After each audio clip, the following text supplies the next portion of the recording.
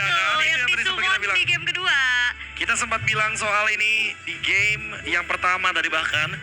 Apa kira-kira hero healer yang akan muncul dari Falcons. Dan aku pribadi emang sempat mention bagaimana Minotaur dan teman-teman setuju semuanya. Bagaimana dengan draft game kita kali ini? Falcon gue.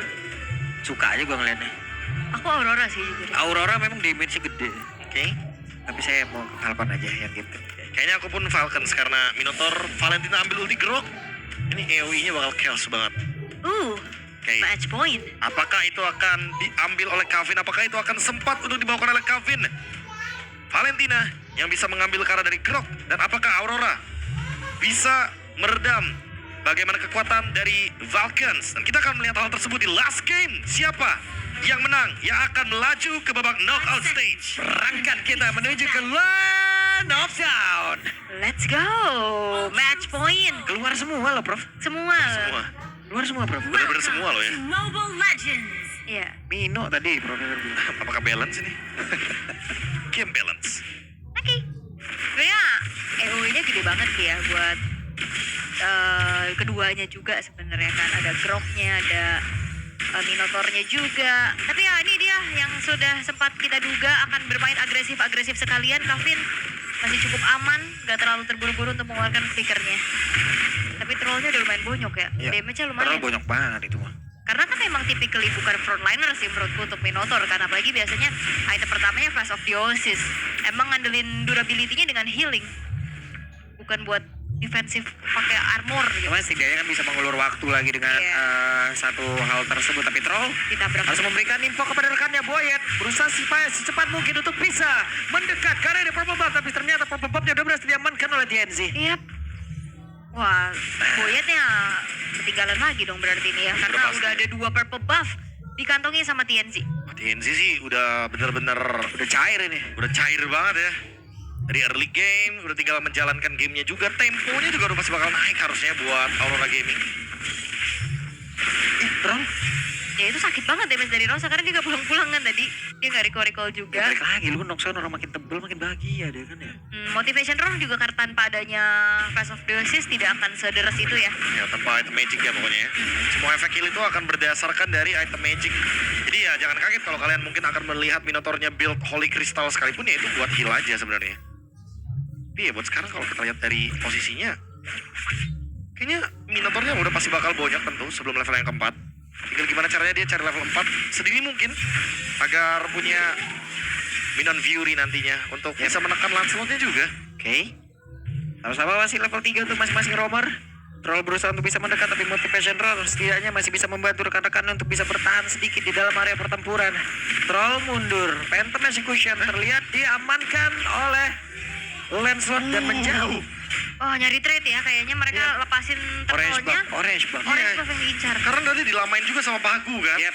Benar-benar di reset untuk turtle-nya dan kali ini harusnya secara individual Boyet akan sangat under sekali dari segi level dan juga pendapatan gold. Itu sadar banget tuh, coba lihat tuh pergerakan di bagian atas. Sementara sekarang dari turtle-nya berhasil langsung diamankan. Tapi sekarang ada troll yang langsung mengikuti pergerakan dari TNG dan juga Rosa. Sigibu mundur. Oke.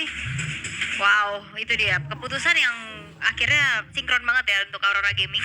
Mereka lepasin turtle-nya, mereka dapetin pendurian yang lain lagi juga trade-nya sehingga kali ini ya walaupun dari goldnya equal, gak terlalu jauh juga.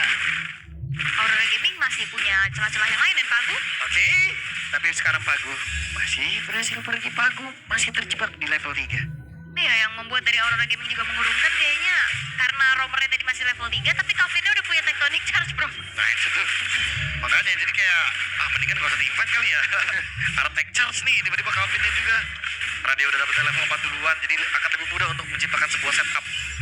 Dan terlihat dari troll dia akan menuju ke Futo sepertinya Flask of the Oasis. Yep. Karena dari awal juga kita melihat ya bagaimana pemilihan dari Rom Blessing-nya ternyata ke favor room item. Mungkin Singapura banget. Ya dia mau menangin level pokoknya secara individual lawan Boyet. Gimana caranya pokoknya kayaknya Lancelotnya ini mengincar level yang lebih unggul dibanding Frederick biar nanti Turtle 3 udah ya udah tinggal adu retry aja jadinya. Yep. Oke, walaupun levelnya masih sama ya sebenarnya untuk Boyet juga di level 6. Ya masih agak sedikit pelan sih untuk segi temponya bahkan sepanjang 4 menit belum ada first blood sama sekali. Belum. Belum dilakukan sama keduanya adalah ya udah cari trade aja.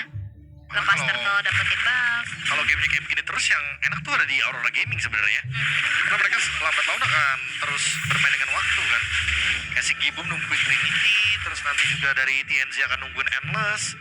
Jadi dia bakal punya item yang mumpuni untuk bisa memberikan damage ke arah dari Fredrin. Dan levelnya udah pasti bakal menyentuh level 15 duluan dibandingkan dengan Fredrin kan. Oke. Pelan-pelan ini kerasa banget vibes game 3-nya ya sih. Harus hati-hati. Hati-hati banget. Tahan. Soalnya kan mereka kaki kanannya dua tim ini udah ada di TCPM. Kecolok. Oke, apa yang terjadi? Sekarang pembabnya menjadi milik K-Boy, tapi baru saat teknologi challenge dikuatkan pula. Maka Minor Furia. Itu semua terjadi di dalam satu tim begitu mengerikan. Di mana sekarang ada Blazing Duel langsung bakal perkara beberapa fight, tapi Sanji yang masih berusaha untuk bisa mundur.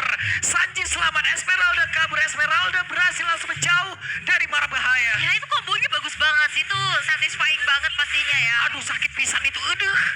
Minoan Fury X Tectonic Charge dari IMU. Tapi yang bagus dari Aurora Gaming adalah si Gibum masuknya di saat AOE tersebut udah gak ada. Ya, karena kita tahu kan Disperse Storm dari Minotaur itu bisa meng-cancel juga untuk Blazing Duet. Ya, apalagi si Gibum nggak mau Purify, jadi udah pasti bakal terganggu. Ya, nanti di mid game memang si Gibum menurutku jujur agak sedikit direpotkan ya dengan adanya Minotaur. Tinggal kita tunggu aja nih Minotaurnya akan seperti apa cara bekerjanya. Apakah dia akan dengan Fury dulu atau jangan-jangan dia nungguin Cloud-nya. Karena kita udah jadi rahasia umum lah kalau ngomongin soal Cloud ini emang lumayan terganggu dengan adanya Minotaur. Oke, tapi berarti semua tentang timing ya. Kapan si Gibum masuk dan kapan juga trollnya bisa mengkombinasikan, tapi Boyet dipegangin. Wah, hampir aja. Namun tuh sekarang, Denzi kembali kehilangan dari Orange Buff-nya. Karena tadi, tapi gak bisa loh. Gak bisa. Hanya bisa dilihatin saja oleh Sanji, tapi Sanji langsung dikejar oleh Denzi. Oke. Masih aman. Tadi masih bisa menghindari juga ya dari Tonros yang dibuka Denzi sama yang Denzi. dapat kan, makanya langsung, walah. Iya, gagal. Hilang momentumku. Berat sih tim Falcons tadi, Boyetnya sendirian juga. Dia kepegangin tanpa adanya escape yang mumpuni. Sementara itu kalau kita lihat dari item build-nya, Flash of Resistance untuk troll udah selesai bro. Nah ini nih, item yang nanti akan membuat sustainability dari Team Falcons akan semakin lebih lama ya. Jadi bermain dengan waktu juga nih untuk Aurora Gaming. Mereka semakin late game semakin kuat, tapi Team Falcons juga team fight-nya akan mencari team fight yang lama. Kalau bisa team fight-nya 2 kali carry ultimate, 2 kali carry juga udah punya speed light wheel. Mas, kelamaan mas. Ya tapi seenggaknya biar carry-nya bisa makan depan semua. Betul. Ya. Bisa nge-deal damage secara rata jadinya. Oke. Agak panjang tapi ya harapannya. Iya, agak panjang. Mereka kan adanya Flask of Dewa sih soalnya. Tarik napasnya gimana sih? Bisa. Malahan digembleng dari hari pertama juga. Udah terbiasa lah. Oh, belum 29 menit fight terus kan? Udah. Udah 29 menit. Oke, dengan Sanji lagi yang bakal coba untuk dipegangin ya sama TNC, damage-nya sebenarnya udah lumayan kerasa. Karena Rosanya juga akan hadir untuk nge-backup. Oke, Sanji. Sanji digeber, tapi sakit banget damage-nya. Tonros dikeluarkan dan Sanji bertahan. Ya, dan informasi tersebut akhirnya membuka Turtle kesempatan lagi bisa diamankan oleh tim Falcons. Dan bahkan trade di bawah mau ke Sanji memang gak berhasil ya, tapi setidaknya alter bottom turret yang akan didorong sama TNC. Apakah ini menjadi pertukaran yang worth untuk Aurora Gaming, bro? Wah ini masih worth sebenarnya. Karena ya sekali lagi ya objektif dari Lancelot sekarang adalah mencari level 15 secepat mungkin. Apalagi ketika match-up-nya lawannya adalah tank jungle.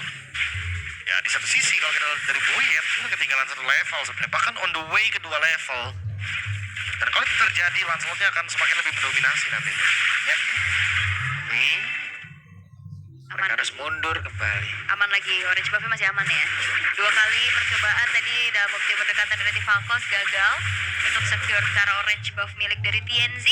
Dan belum tumbang sama sekali ya sejauh Wah, ini. itu dia udah ada satu lagi.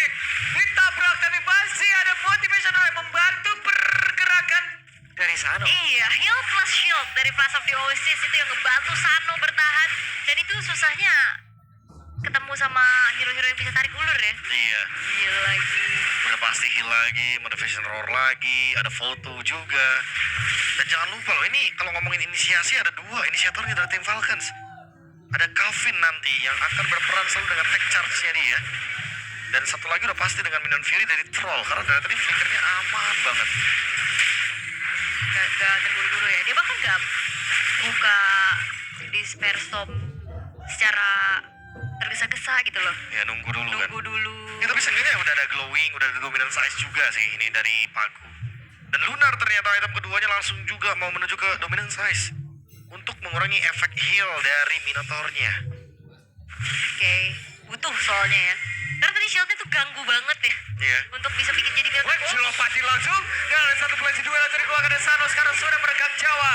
Mereka sudah berhasil mendapatkan ada satu player di mana itu adalah player yang sangat-sangat penting. penting ya. Itu dia dari tadi mencoba untuk nyulik ke arah Sano, pertama gagal, tapi sekarang berhasil dengan komit yang dilakukan oleh Aurora Gaming di waktu yang bertepatan juga, Lord. Sekarang akan coba dieksekusi kah? Tapi masalah dari Aurora Gaming juga ini masih ada di Sanji. Dari tadi Sanjinya susah banget buat dipunish. Iya. Kalau ngomongin Sanji sih, emang harus semua skill tuh masuknya ke dia semua gitu. Kayak mungkin dari Darkening, Onyx Charge, atau bahkan mungkin dari Rosanya sampai selesai dengan adanya Divine Cleave. Udah bisa menembus bagaimana kekuatan dari Sanjinya itu sendiri. Dan Sano akan join sesaat lagi. Sementara itu si Ibu harus mundur. Wave Minute bagian atas mau didorong apa tidak, tapi Lord sudah dimulai. Gak TNC. Iya, Gak terdeteksi juga TNC-nya. tapi Kenji harusnya nggak ke atas sih. Dia bakal tetap bantu ke arah Lord. Yep. Nah sekarang Troll akan maju sedikit. Esmeralda flicker tadi sepertinya. Barusan Lordnya menjadi milik Eden, tapi bagunya menjadi korban pula. Theo melihat ada satu play yang langsung dikeluarkan si Ibu.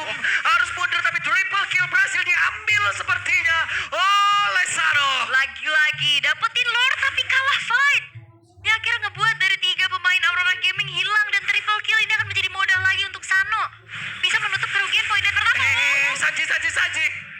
Terlalu cepat Sanji, tapi pedadang Rosa hadir. Satu terakhirnya Rosa memaksakan. Hampir saja. Wah, ini Rosa gerakannya ngeri-ngeri sedep ya. Hampir loh tadi dia makan damage turret kalau nggak buru-buru langsung buka Brilliance of Order. Ya ini fokusnya terbagi juga kayak dari tim Falcons kan, karena mereka juga harus secure Lord di bawah. Mereka harus habiskan Lord sedini mungkin daripada nanti wave mini ini akan merepotkan mereka. Tapi di mid ternyata tanpa adanya penjagaan, Kavin pun tertangkap jadinya. Dan Troll, item selanjutnya adalah Chassis Pauldron. Otomatis akan membuat daya tahan dia, daya survive dia untuk tim fight jangka panjangnya akan semakin lebih dominan lagi. Dan ingat, Despair Storm bisa menggagalkan Blazing Duet. Jadi itu yang mungkin dicari dengan pick dari Minotaur juga. Next item, Dominance Ice boleh sih, atau mungkin butuh Raden Armor atau Athena Shield untuk bisa mengurangi damage daripada Rosa sendiri. Sementara Rosa apapun itu ya, mau dia ke Lightning Truncheon, mau mungkin dia nextnya akan menuju ke arah dari Wishing Lantern. Kayak semuanya cocok sih, karena kebetulan lawannya adalah tank jungler, Boyet dengan Fredrin. Happy dia ya. Happy dia pasti. Zona bermain ya. Oke, tapi dengan 3 inner turret yang sudah terekspos dari tim Falcons. Kembali lagi, memang ada triple kill tadi, tapi Sano juga butuh waktu banget untuk bisa memberikan damage dealnya secara maksimal. Karena dia single target, Pak. Kayak gak bisa yang langsung kayak buar, maniak gitu, enggak. Enggak ya, Nggak bisa. dia butuh faster and faster. Tiba-tiba kayak Innocent gitu kan, dengan skill shotnya dan Savage nggak bisa kayak gitu, karena emang bener-bener harus dimakanin dulu satu-satu sambil dibikin scar juga sama lawan-lawannya juga kan. Ini kalau kita lihat dari Aurora Gaming dari tadi kayak mereka dalam keadaan yang nggak 100% loh HP-nya ketika team fight. Oke, tapi hati-hati si Gibum. Si Ibu sendirian. Oh cukup. Si Gibum. Energy Eruption membuat Cloud-nya mukul ke arah Boyet, dan Boyet semakin HP-nya sedikit langsung kena Barudak Well, Blazes Wrath. Gak bisa mundur dari tadi kan angkat mulu pas itu. Balik lagi flicker. Ayo flickernya. Mau flicker juga sulit itu angkat-angkat kayak gitu. Soalnya dia nggak tough boots. Itu dia permasalahan utamanya ya. Efek resilience yang sekarang tuh dibutuhkan dari Brute Force, dari Tough Boots. Ketika mungkin kita terkena efek dari CC, apapun itu, knock up airborne, efek stun, taunt. Efek dari Tough Boots inilah yang akan membuat kita dikurangi dari efek stunnya. Oke. Tapi ya, seenggaknya si Gibum udah hadir kembali lah di saat setup menuju ke arah Lord. Untuk kembali bisa menjalankan tugasnya yang memberikan power dari split push. Tapi tim Falcon juga masih mencari informasi terlebih dahulu ya, Wah, di mana Kari keberadaannya nih. Karinya bakal leluasa. Kari plus Lord ya, itu benar-benar kayak singkat banget. Benar-benar bisa instan bahkan. Gak perlu pakai speedy light wheel. Gak mainin aja pasifnya kayak gini. Ini Pagu akan masuk lewat dengan Terror in Charge, tapi Barca pergi menuju ke arah yang berbeda. Dan untuk kali ini Lunarnya down. Sementara itu Rosa juga menghilang. Double kill didapatkan oleh Sano, TNC dan juga Sigibum harus mundur teratur. Wow, ini pemandangan yang berbeda. Dapetin Lord tapi menang fight karena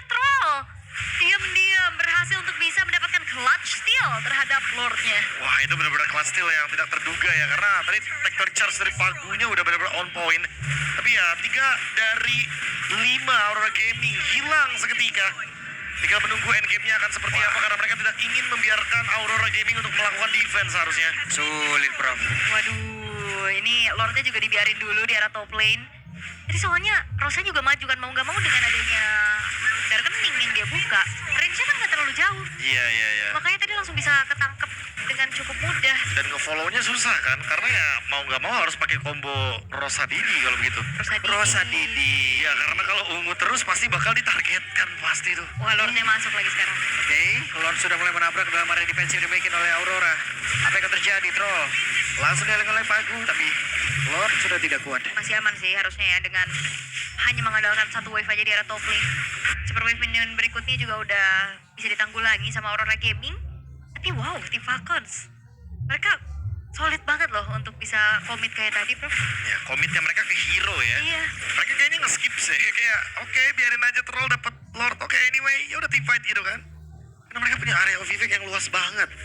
Minion Fury, Tectonic Charge, dan Sanji sih dari tadi menurutku yang menjadi salah satu alasan ya kenapa teman-teman dari Aurora Gaming ini susah banget buat team fight-nya, Ol. Capek banget. Capek banget buat numbangin dia aja tuh susah banget. Dan lihat, TNZ itu sampai bikin satu Legend Sword lagi yang menandakan kalau dia juga ingin mendapatkan efek dari Life Bane, si Halberd, yang tentunya sangat dibutuhkan sekali untuk bisa mengurangi efek shield yang didapatkan dari Sanji. Oke. Si Halbert BOD ternyata. BOD ternyata, bro. Oh damage ternyata. Iya, dia nyari damage lagi. Damage lagi? Apa itu motong-motong? Berarti dia bakal Legend skip SP. gitu Sanjinya? Dia bakal ke Sano gitu? Atau mungkin ngandelin dari glowing dan juga Domi aja. Apakah itu cukup? Entah. Karena saudara tadi Sanji cuma tumbang sekali loh. Oke. Tapi si Gibum sekarang udah punya Winter Crown juga untuk bisa membuat dirinya bertahan di dalam team fight besar. Ini udah mulai dipancing lagi ya. Ini Sano tidak ada yang menyentuh sih dari tadi.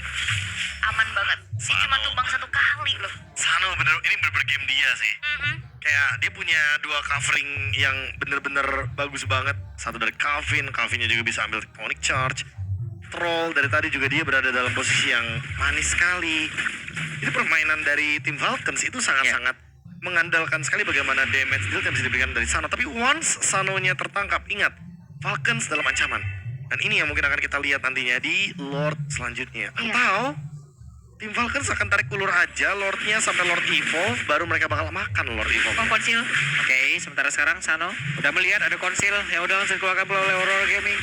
Boyen, Jero terdepan, Troll, Pagu, Tectonic Charge, Flicker, semuanya ready. Wah. Tapi dari tim Falcons juga mereka nggak mau maksain kehendak ya. Mereka memilih untuk reset lagi dulu, tarik ulur lagi di area Lordnya. Tapi Aurora Gaming sedikit punya keunggulan nih atas wave di area bottom lane-nya. Tapi harusnya masih aman dengan adanya inner turret juga yang berdiri dari tim Falcons. Tim Falcons sekarang yang bonyok boyetnya. Oke, sekarang Sanji. Damage dari si Gibum nih udah gede banget, parah nih. Udah cukup banget Udah sebenarnya. cukup. Apalagi dia ada Winter, dia bisa buka duluan bahkan kan. Oke. Dan itu sekarang Sano masih berfokus untuk bisa menghilangkan karena satu. Wow. Ada Tectonic Charge tadi dikeluarkan dan itu adalah Sano menjadi korbannya. Menjadi kerugian yang sangat-sangat besar kali ini untuk tim Falcon. Bahkan sekarang trollnya pun mau kabur ke arah mana. Menghilanglah sudah. Selesai kali dibalaskan oleh Aurora. Pagu, momentum yang bagus dan Rosa yang langsung targeting ke arah Sano. Seperti apa yang Prof KB bilang, Sanonya hilang, itu bakal menjadi sebuah petaka buat tim Falcons. Ya, ini dia yang terjadi ya, dan Lord sekarang akan langsung merge ke bagian mid. Ini bisa endgame karena masih terlalu lama untuk Boyd kembali lagi ke Line of Dawn. Oke, hanya ada beberapa player saja yang berusaha untuk bisa nge-defense lagi karena satu pertahanan terakhir dimiliki oleh tim Falcon. Tapi coba lihat di bagian belakang.